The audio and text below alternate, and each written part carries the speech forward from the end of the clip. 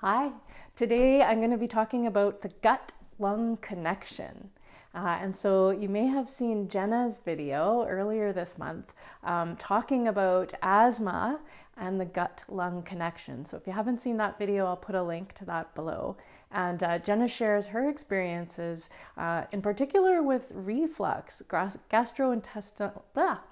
gastroesophageal reflux disease, or just reflux, and how that's impacted her asthma. And she provides a lot of really good tips. So if you haven't seen that video, go check it out. In this video, I'm going to talk about the gut-lung axis a little bit and about how good gut health can influence your breathing. And I'll share my experience that I had with that fairly recently as well. And so what is the gut-lung axis? What does this gut-lung connection mean? And so as I'm sure we all know, there is a gut microbiome. So there's a bunch of bacteria that live in our gut, and they have an impact on a lot of things that are going on in our body. This is a big area for research lately, so we're still learning a bunch of things about it. But what you may not realize is that we also have lung microbiome. And so that's something that is still being looked into.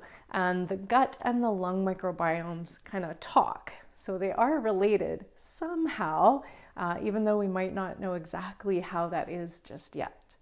And so a good gut microbiome can help you be healthier. And so a good microbiome is one that is diverse. So there's a bunch of different types of bacteria, and especially you want to have those good bacteria in a good number of them. So having a good quantity and a good variety of bacteria in your gut is a good thing. And that can help you with things like reducing inflammation. It can help to regulate your immune system. And we also know that there's a link between the gut microbiome and mental health. So there's a lot of research going on there. We don't know everything yet, but we're ears to the ground to find out all of these interesting things. And so you might be wondering what you can do to encourage this healthy gut microbiome. And so some things that influence it are illness, stress, using things like antibiotics, and food. So food can impact your gut microbiome. You can help your gut microbiome to be healthier by eating things like fiber. And especially a variety of different types of fibers is good. Variety in food is good for your microbiome as well. And also staying hydrated. Hydration helps. What else? Probiotics can help. You can take those in tablet form, or you can also take them in the form of fermented foods. So there are a bunch of things you can do to help your gut microbiome by eating properly and reducing the amount of really highly processed foods as well. That can help boost the good bacteria. And I wanted to share an experience that I had about 2 years, a year and a half ago. I really noticed that my body was in an inflammatory state. So just things were not working well. For instance, I started with seasonal allergies, which affected my asthma. And I hadn't really had that before. And I had to take my inhaler a lot more than usual. So my breathing wasn't very good. And I also noticed that my gut wasn't very good. And that really stood out to me because I hadn't had gut problems before. And I don't have any food allergies that I know about. So I really started to pay attention to what I was eating at that time to try and see if it's what I was eating was influencing my gut health. And I learned more about the gut-lung connection since then. So at the time, I didn't realize that my asthma, inflamed lungs and airways might be related to my inflamed and angry gut. But now, looking back, I realized that, yeah, they were probably being impacted by the same problems. So I made a bunch of changes at that time to try and figure out what was going on. So one thing I did was I started taking my inhaler more, and that managed my lungs in a good way.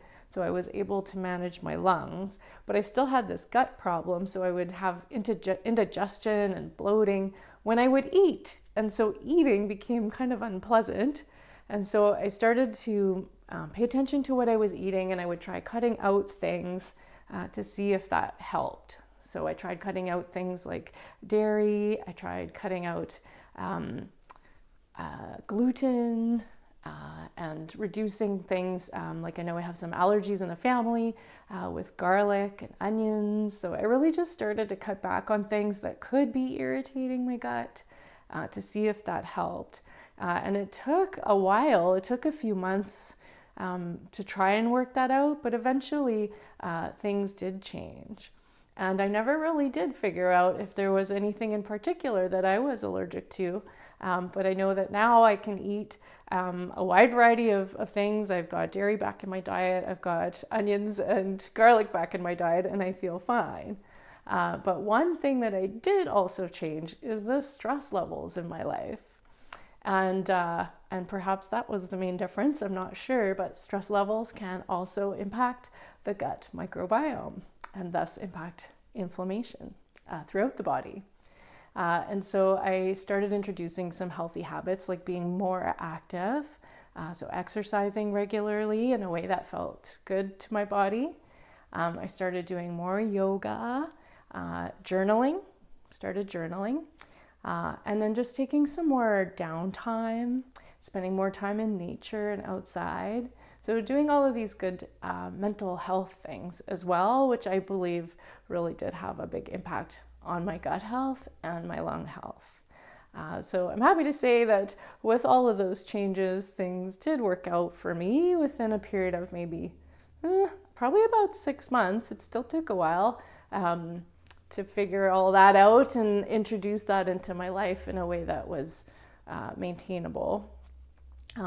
But yeah, so if you do have issues with your gut or with your breathing and you're not exactly sure what the problem is, maybe there's some lung triggers, maybe there's some gut triggers, it's good to ask a professional and get some guidance with that. So I did see an allergist, which helps as well. A registered dietitian can be a wonderful resource, especially when it comes to gut health. So do look at yourself holistically. You know, maybe one problem highlights a problem, and maybe all these things are connected. I was recently chatting with someone who was saying, you know, that song, the arm bone's connected to the elbow bone. And we had a good laugh because it's quite true. And the more we learn about the body, the more that we see how connected everything really is. So I hope this helped you a little bit to solve your problems. I'm very glad that I got to sort everything out and do it in a holistic way that impacted me in more ways than just the couple of problems I was looking to solve. So as we like to say, get out there and live your best lung life.